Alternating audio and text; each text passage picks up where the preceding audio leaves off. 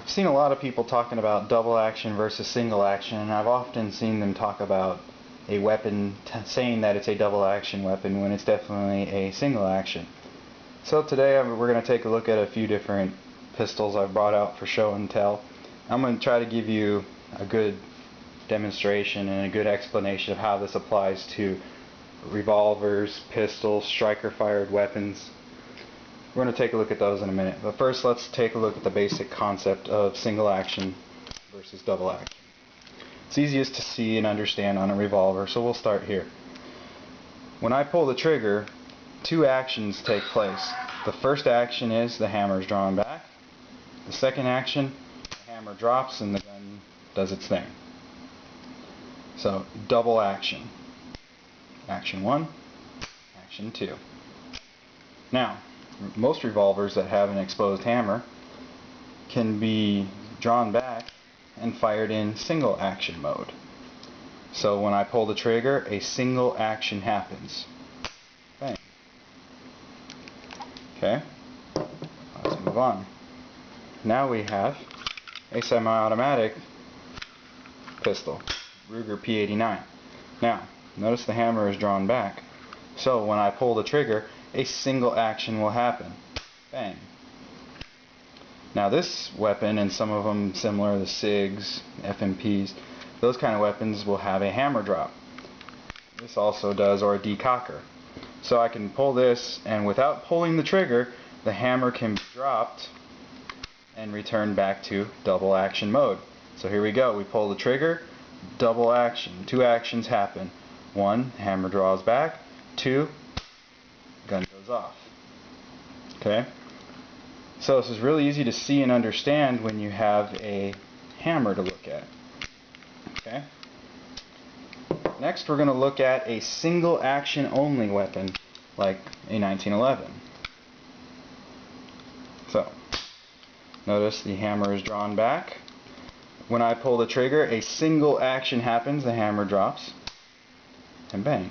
Now, on a single action only weapon, unlike a double single like the Ruger, when I pull the trigger again, notice nothing happens.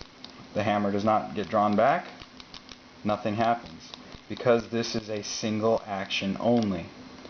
Now, normally when you fire it, the slide racks back, which racks the hammer back, and it's ready to shoot again in single action mode.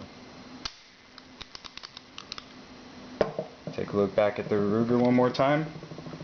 When the hammer's down, because this is a double action, I can pull the trigger, it rolls the hammer back,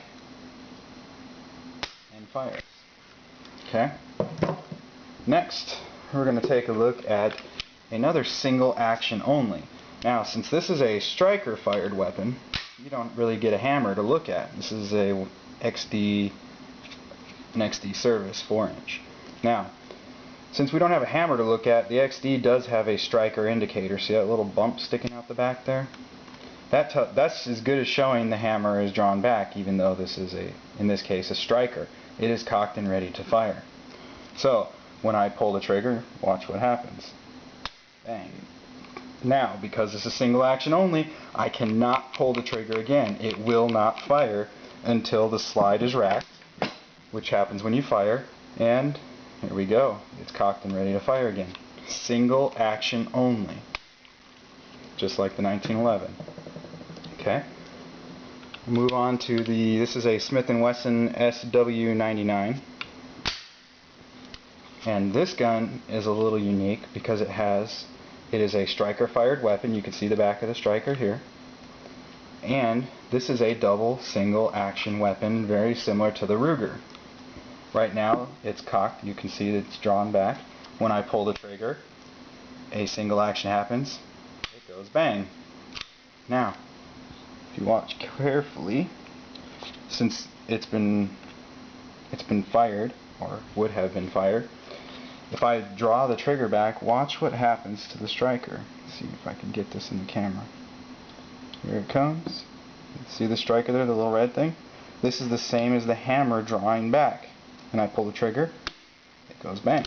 Now, what's kind of cool about this one, like the Ruger, so here I've got it back in single action mode, it is now cocked again. This has a decocker button on it.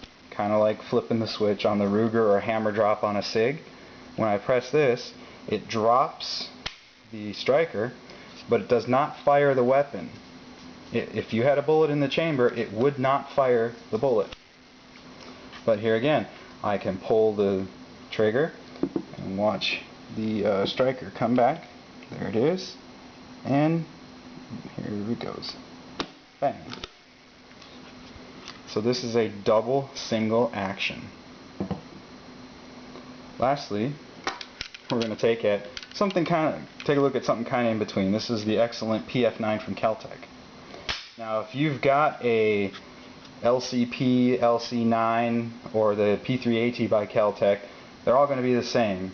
This is a hammer-fired weapon, but people often call this a double action trigger, but I'm going to show you it is not a double action trigger.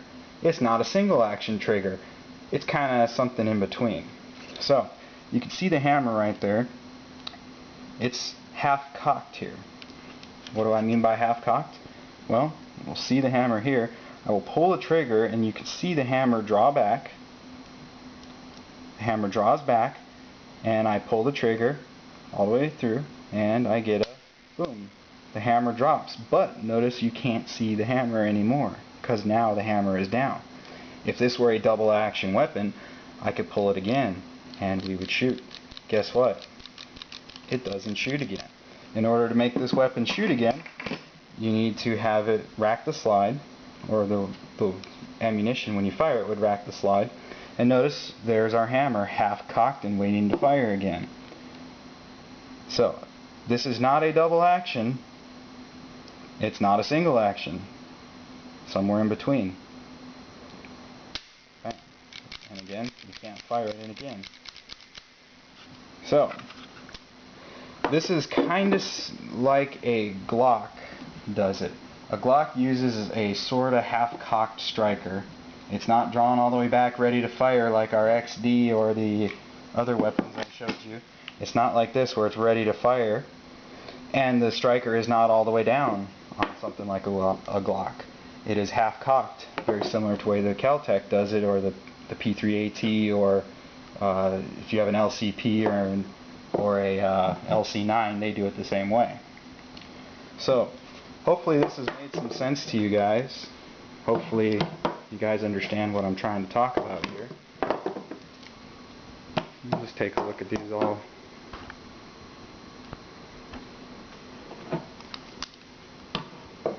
Anyway, have a good day. I hope you guys learned something.